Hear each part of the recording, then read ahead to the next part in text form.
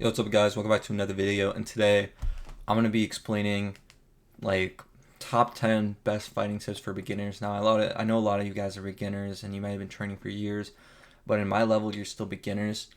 But that's mainly because 99.999% of tips they teach you for like the basics are all wrong. Today I'm going to be explaining and reacting to why they're wrong and what you should actually do. Let's get into it. Here we go. Here's the video. How to Fight for Beginners by Ek. Let's go.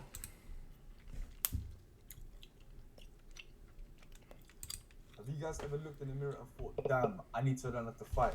Well, don't worry, because in today's video, I'm going to teach you guys exactly how to fight as a beginner.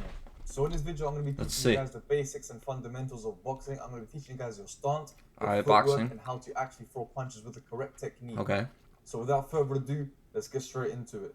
So first of all, I'm going to be teaching you guys the stance. Your stance is one of the most important things in boxing, because if you do not have I agree.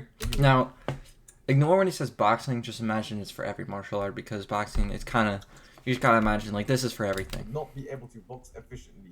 So to start off with the stance, you must realize that if you are left-handed, your right foot must always be forward. But if you are right-handed, your left foot must always be forward. That's already all incorrect.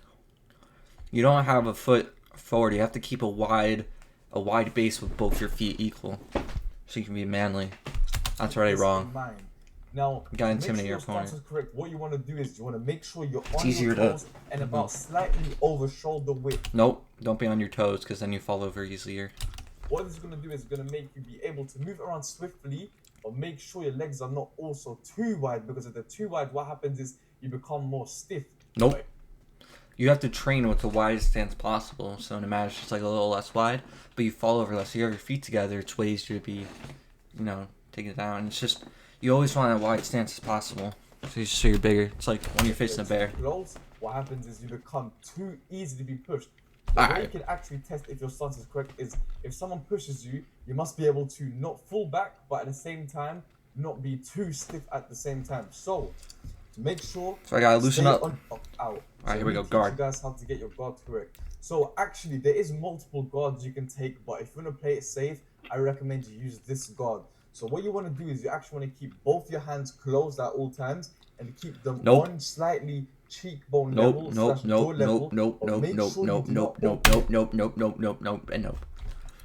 Keep your guard like this, like what he's doing right here.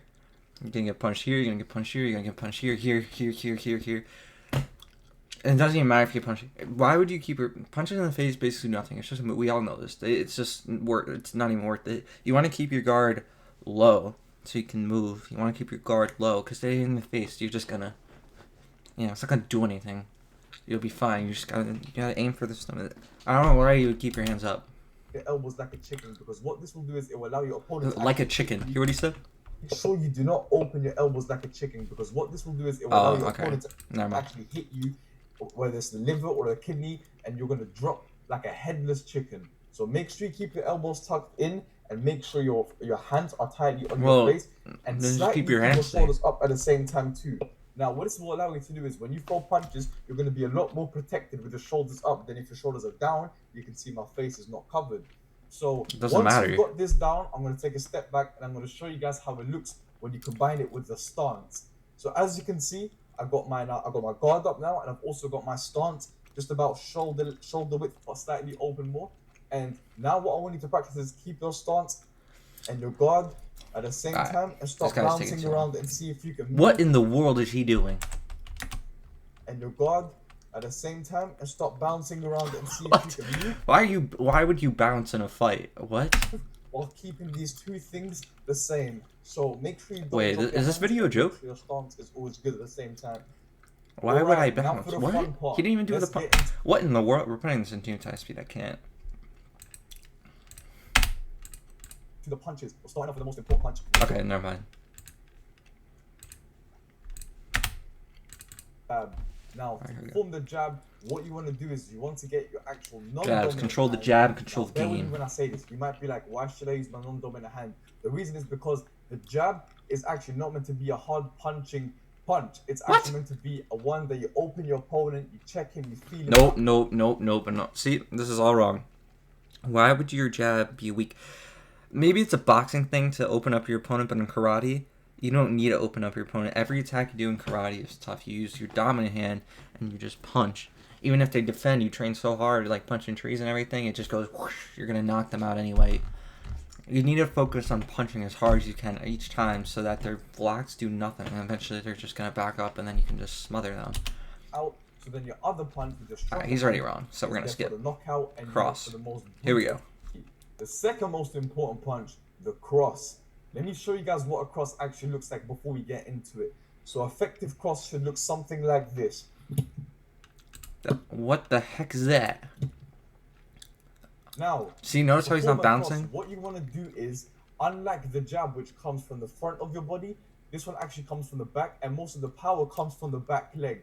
What? So to perform the cross... Why would punching with your arm? Why would the power come from the back leg? What is he talking about? What you want to do is, as you're in your stance, ready to throw, you quickly extend and twist the back of your leg as well. What? I will show you guys...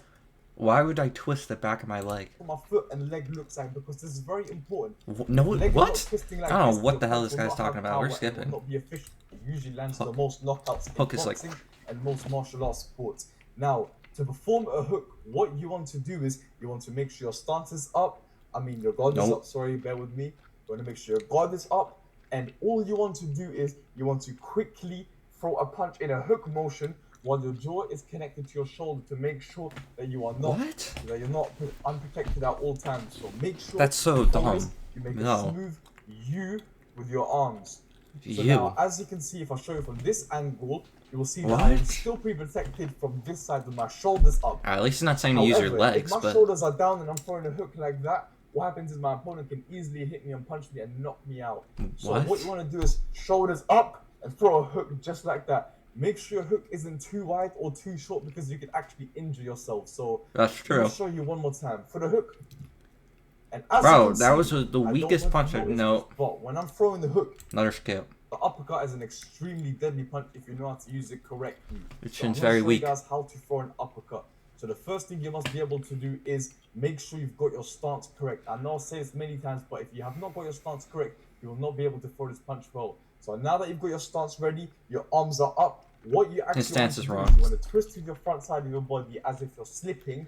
And while you're here now, what you want to actually do is twist again with your legs. Oh my, enough with the legs. What is he talking about? You want to move up, and as you can see, my legs twisted. And I'm going to take a step back so you guys can actually see this from a better perspective and angle. So as you can see, I'm here, I twist down, and I come up again with... Why would you twist down? That's just telegraphing your move. It's like when you throw back a punch. If you throw back a punch and do that as fast as you can, it's kind of the same fact as just doing that as fast as you can. And why do you use your leg? If I use my leg, it's... See, these are the lies they teach you in order to keep you in the gym. Like, because you just can't improve. Because the senseis, they use my tips. And that's why they're always better. For the punch. See, like, what is that? Do you want to... Like, no. Make sure you really scoop this punch when you come up to get the most power possible. Right now. Look to you guys right now.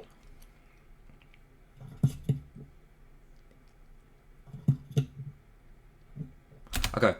Now, as you can see, this combo... Does anyone think that would work on them? If someone hit me with that, you can see he was aiming for the face, so it's not going to do anything.